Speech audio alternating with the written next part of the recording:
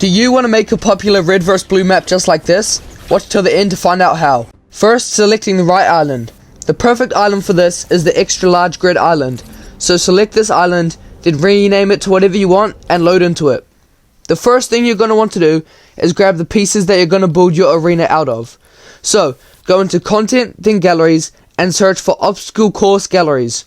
Once you've done this, go into both the red and blue gallery and grab the second stairs, the second wall, and the second floor.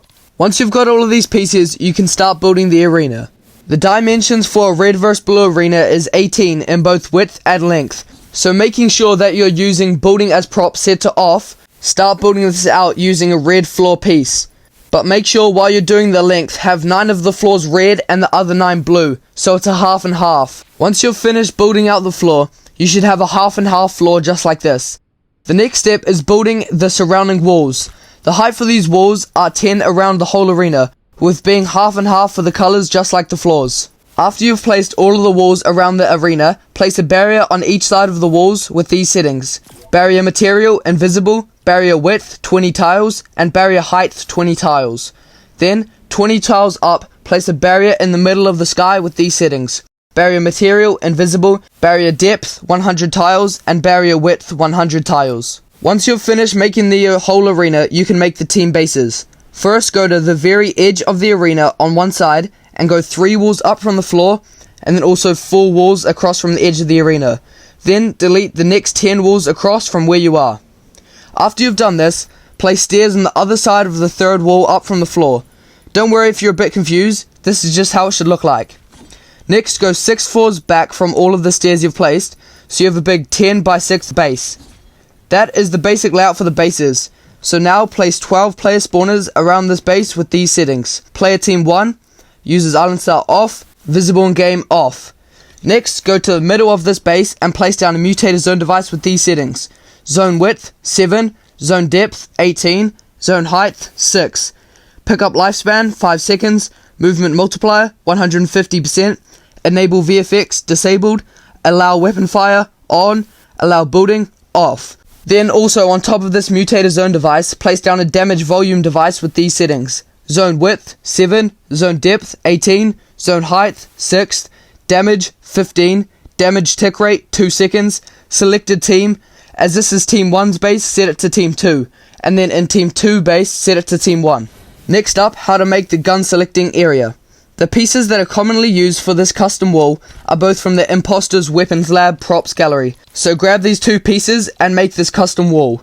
Once you've made this custom wall, grab some item places and place them against the wall just like this. Then drop an individual gun in each one of these item places with these settings. Play audio off, allow respawn on, respawn time 5 seconds. Then repeat this process around the rest of the bases with the custom wall and the item places with those settings. Then, if you want custom labels just like this on top of your item/gun selecting areas, grab another item placer and drop a gun that represents the type of weapon. For mine, I've gone with a pump shotgun as this is the shotgun choosing area. Then change these settings in just this item placer. Allow interact off, show rarity effects off, play audio off, can be damaged at game start, no, and visual style icon. Then place down a billboard right beside this with these settings. Text, the type of items, mine's shotguns, display mode, 2-sided, text size, 24, view distance, 5, text color, white, text font, roboto, outline, thick. Also, I would recommend placing vending machines in between the gun selecting walls with these settings. First item resource, gold, cost of first item, your choice, and model, screen only. You're also gonna want multiple exits for players out of the bases. You can do the basic stuff like a D-launcher going out of the base into the arena, and also a grind rail connecting the 2 bases with a tunnel at each end. Both of these are great ways, but I would recommend getting creative with it and make your own unique exits. If you want to make multiple floors for your bases, it's actually quite easy. Your base should already be 4 floors high, so I've built off of the roof of this to make a 2nd floor. And what I've done to transport players from each floor to the next, place an air vent at the side of the floor that's already on, going up with the setting visible in game to off. Then place a stair at the top of the 4th wall to push players. If this sounds a bit confusing, just look at screen now, and this is how I've created mine. Then you can repeat this process as much as you like to make as much floors as you want. If you want to spice your floors up a bit and make them more interesting, you can place things like turrets looking out to the arena for players to shoot others with to make the floors just more interesting in general.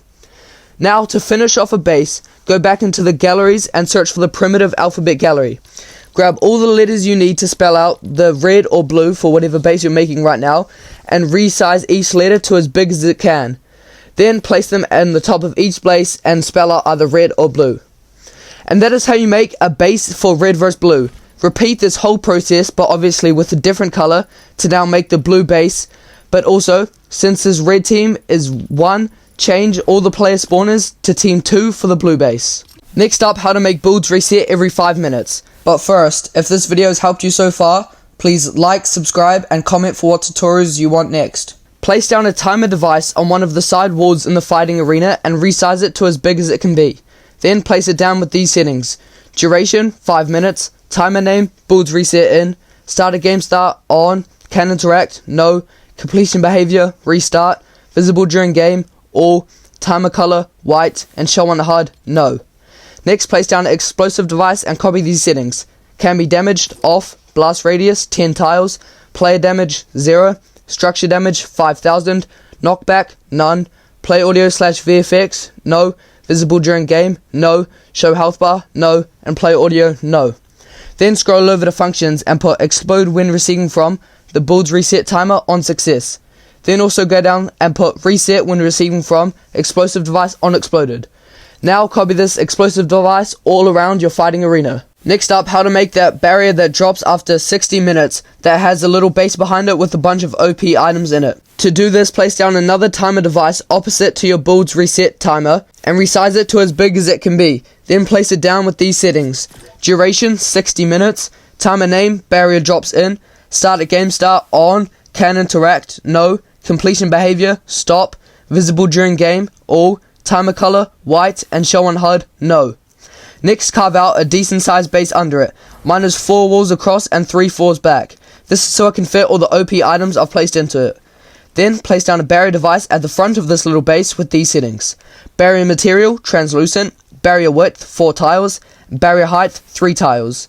Then scroll over to functions and put disable when receiving from OP barrier timer on success. Once you've placed both of these devices with all their settings, place down some more item places with the same settings as the one you did in your gun selecting areas, with OP items dropped into them that are resized bigger so they just look more appealing, and maybe even some vehicle spawners in here as well to spice things up.